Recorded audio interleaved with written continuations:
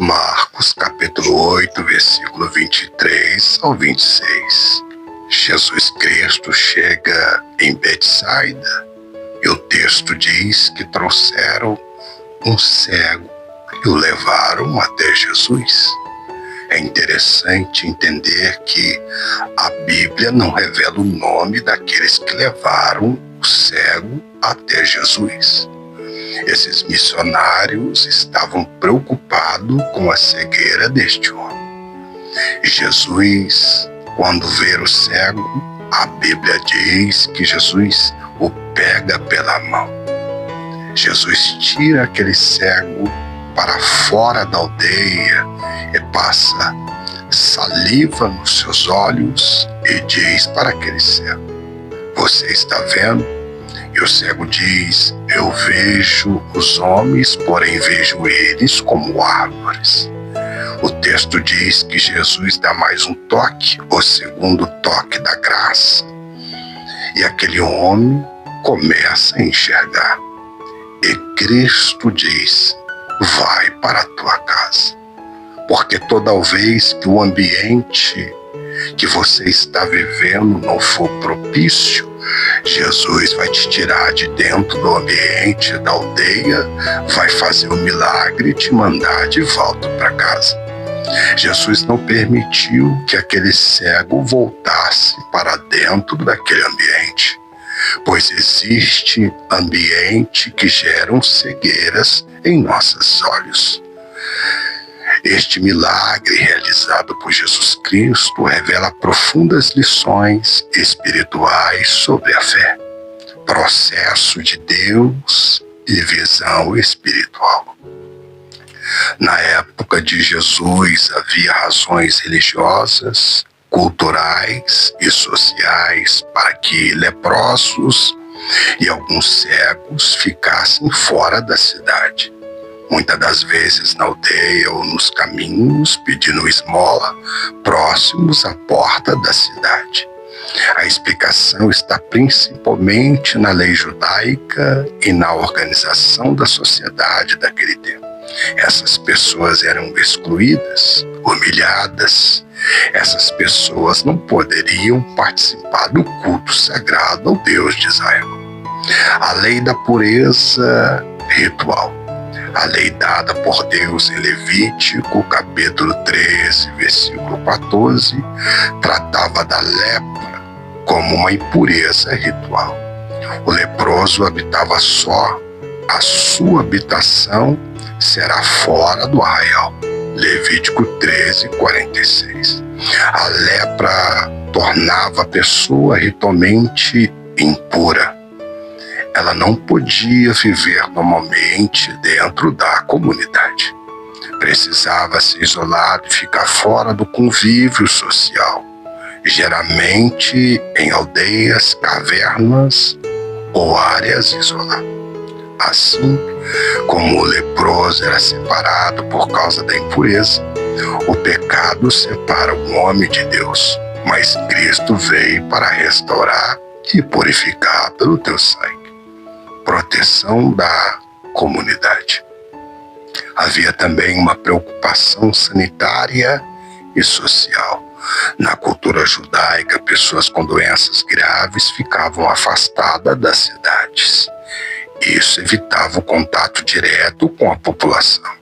Por isso, muitos ficavam nas aldeias menores, nas entradas da cidade ou à beira dos caminhos pedindo esmola. Um exemplo aparece no Evangelho de Lucas 17, verso 12, quando 10 leprosos ficaram de longe quando viram a Jesus.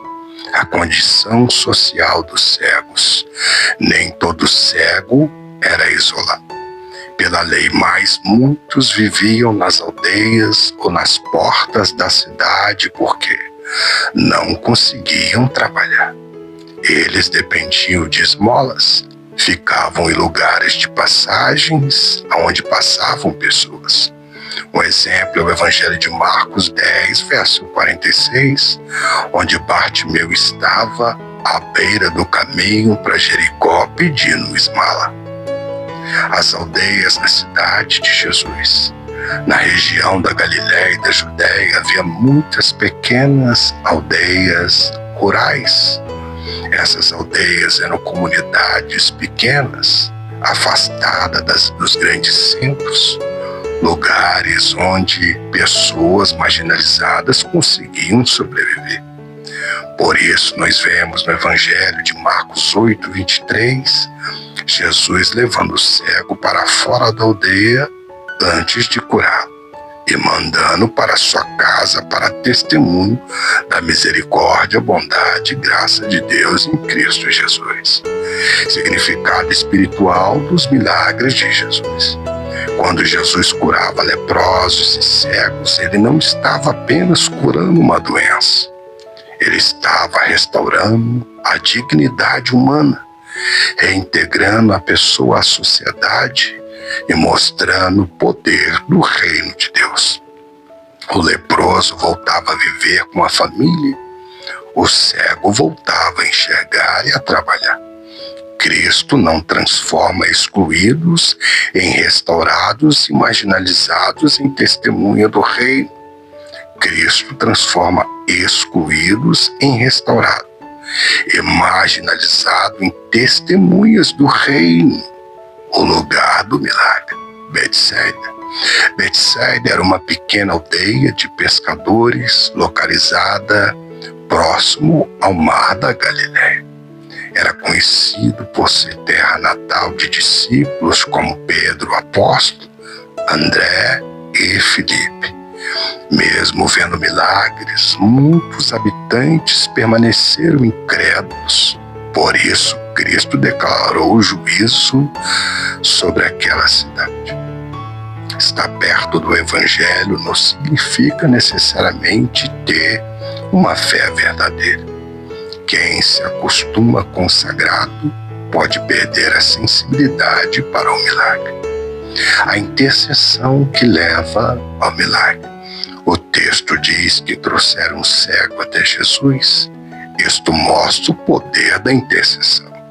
Alguém se importou com aquele homem e levou até Jesus Cristo. Muitas pessoas chegam ao milagre porque alguém orou, intercedeu ou o conduziu até a presença de Cristo. A igreja tem um papel de levar os necessitados e pecadores até Jesus. Quem não pode curar, pode conduzir alguém até o Cristo que cura. Jesus o tirou da aldeia. Antes de Cristo curar o homem, o levou para fora da aldeia. Isso demonstra que, às vezes, Deus nos afasta de ambiente de incredulidade para realizar algo em nossa vida. A incredulidade coletiva pode bloquear o mover espiritual. Portanto, há momentos em que Deus nos separa de certos ambientes para tratar conosco. Não retorne para esse ambiente, disse Jesus, vai para a tua casa. Alguns milagres só acontecem em nossas vidas quando nós saímos do ambiente de incredulidade. O toque, a saliva de Cristo. Jesus colocou saliva nos olhos do cego e impôs as mãos. Na cultura antiga, a saliva era associada a propriedades curativas. Porém, o poder não estava na saliva, mas em Cristo Jesus. Ele usava diferentes métodos para demonstrar que o milagre vem da autoridade divina. Deus pode usar diferentes meios para o poder. Sempre vem dele, mas o poder sempre vem dele. O método pode mudar, mas o poder sempre pertence a Cristo. A cura em processo. Quando Jesus perguntou se ele via algo, o homem respondeu: vejo os homens como árvore que anda. Isso revela que a cura ocorreu progressivamente. Deus às vezes trabalha em nossas vidas em etapas.